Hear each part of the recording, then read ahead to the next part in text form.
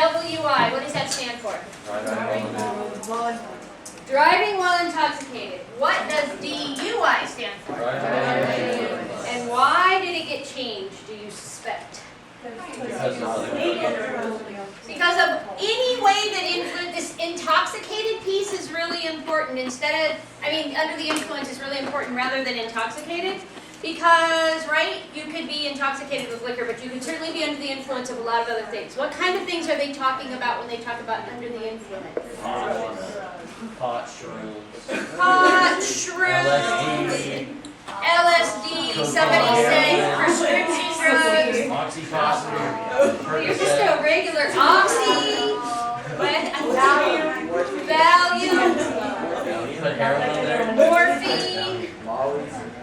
Coke, Molly. Yeah, let's not forget those. Can't forget ecstasy. We got coke.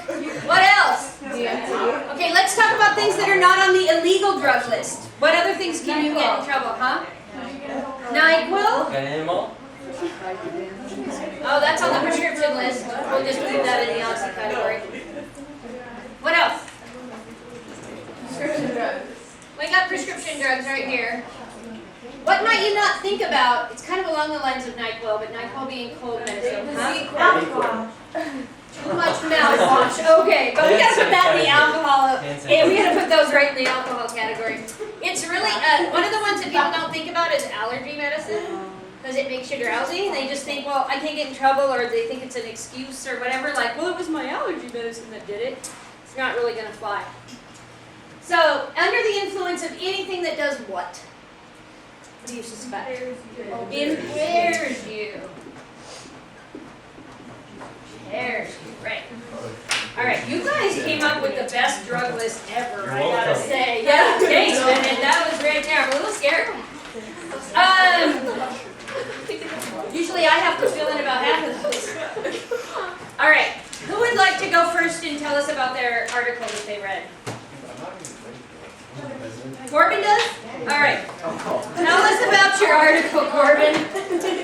Some guy. Are you guys listening? Over here. Some guy drove into the street so he could get in a crash with a guy to save some kids' lives. He drove into the street to get in a crash with some guy. I'm confused. You're going to have to explain it a little better. The guy was on his phone when he was driving down the street. Oh, okay.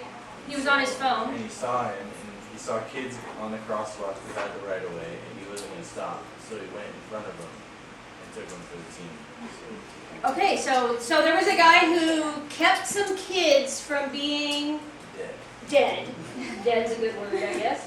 Kept some kids from being run over because he saw a guy was on his phone. So he got in front of him and blocked him.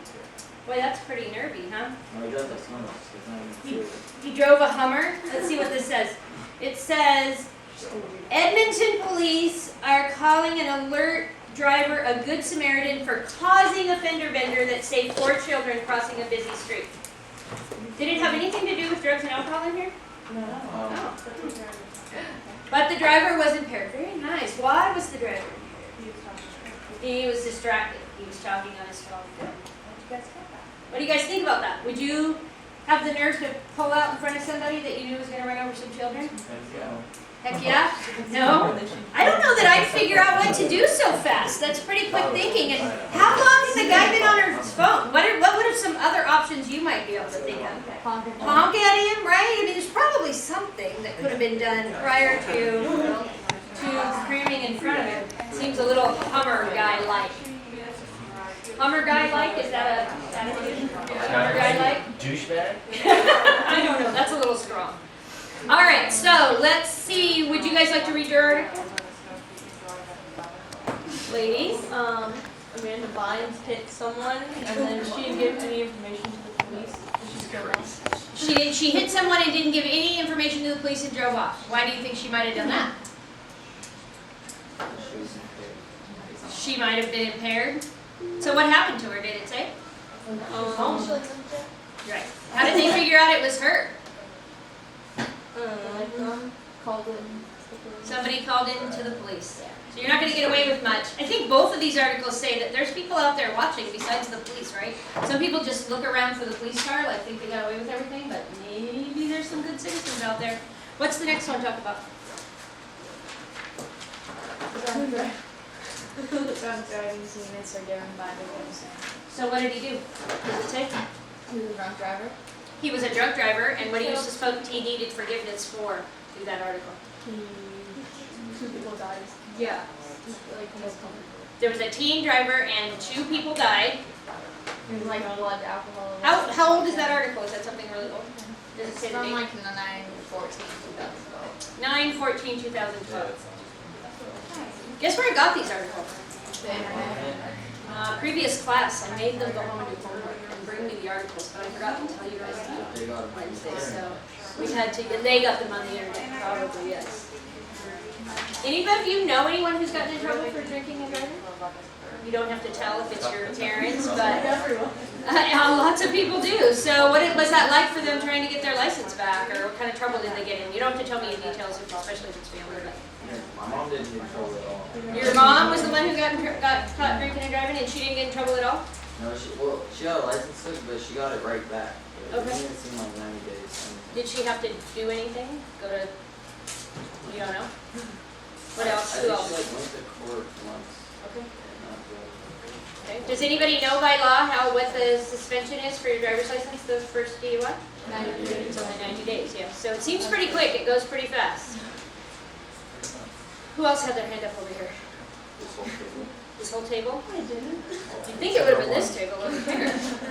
They seem to have a list of drugs down. My brother and his friend, they were drunk, but they took, my brother's friend was driving, but they took him away after the accident. They took him back to their house so he didn't get in trouble. Did the police come at all during the accident? Police, no, there's just ambulance. Ambulance. Yeah, because they're in Lake Chelan and it's kind of a remote road that they're on, so. Okay. So they kind of got away with it? Is that what you're saying? Oh, Did it scare him? Huh? Did it scare him? No? Like, see, that's all I'm not saying, like, you're gonna drink and drive still, it's just like, it doesn't really faze my brother. Scary. What was your article about? You want to tell us? Ours was about driving under the influence of THC or pot. It says you cannot have a blood alcohol content of 5 milliliters of THC in your system, which is kind of like the 0.08 blood alcohol cutoff for alcohol. Okay. And it just says, but if a cop sees or feels that you're impaired, then he can pull you over and still give you a ticket for DUI Because if you So were impaired. driving impaired. Yeah. You were driving in a way that was erratic or whatever. There's a lot of people out there who think that because pot's legal now they can smoke pot and drive. And alcohol's legal and you still can't drink alcohol and drive, so it's not any different. I had a thought, but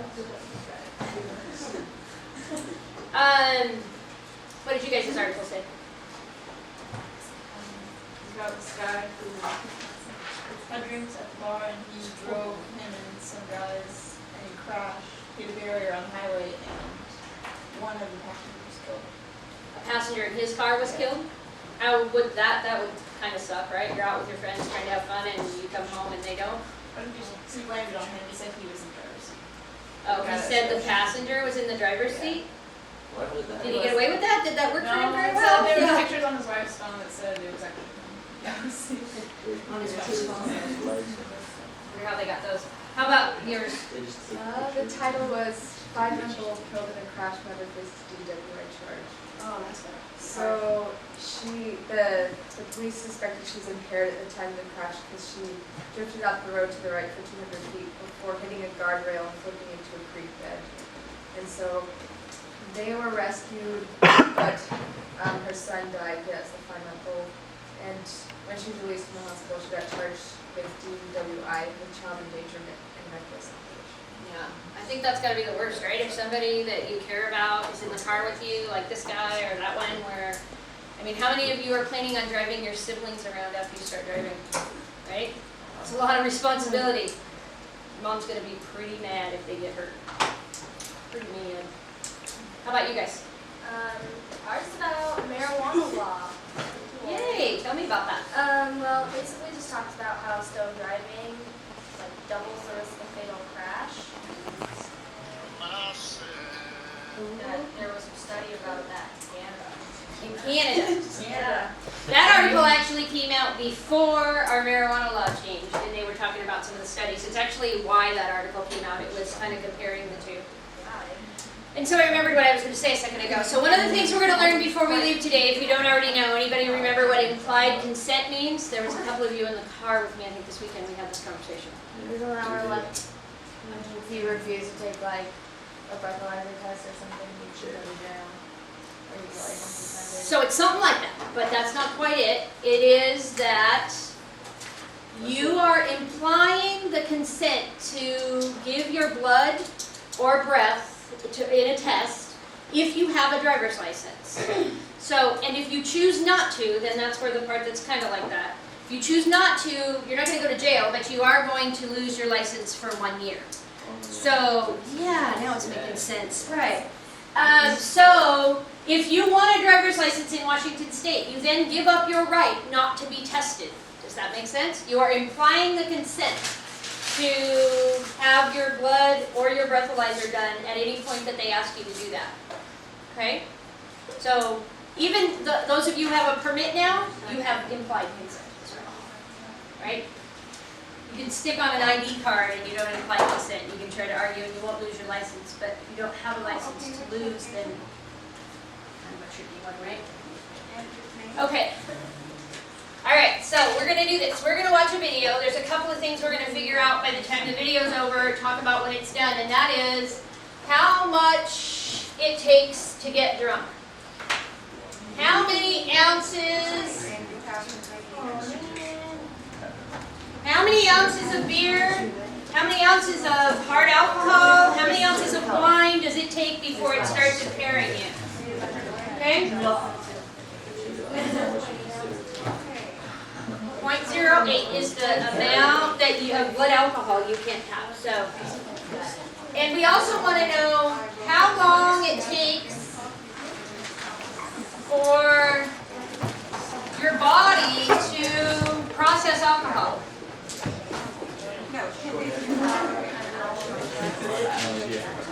Say 1 drink.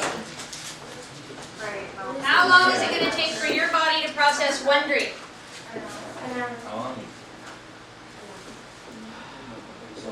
So we're going to fill this in after the movie, okay?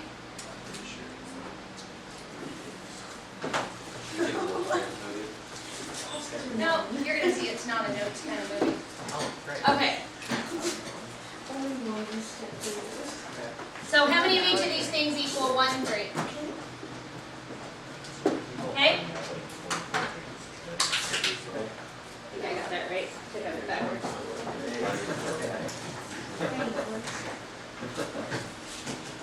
Is there one? Oh, and what the percentage of alcohol is in each one of these. That's what we're going to do. So you guys can write this down if you want. For a 12-ounce beer, what do you think the percentage of alcohol is in a 12-ounce beer? It's good that you don't know. It's 6% alcohol. How about in 6 ounces of wine? 12. 18. Yeah, how do you all know that? 12%. Very good. Yeah. How about in 1.5 ounces or a shot of hard alcohol? 37%. 80. A lot. What proof? Probably, right. It Yeah. depends on the proof of the alcohol. Straight Very good. moonshine then. Oh, yeah. Probably somewhere between 40 and 50% unless you buy a high proof alcohol. But, so we're going to look at how long it takes for those things to process, how long it takes your body to process 1 drink when we're done watching this film. This film's about an hour long, and then we're going to do the driver's guide questions that'll solidify all that information.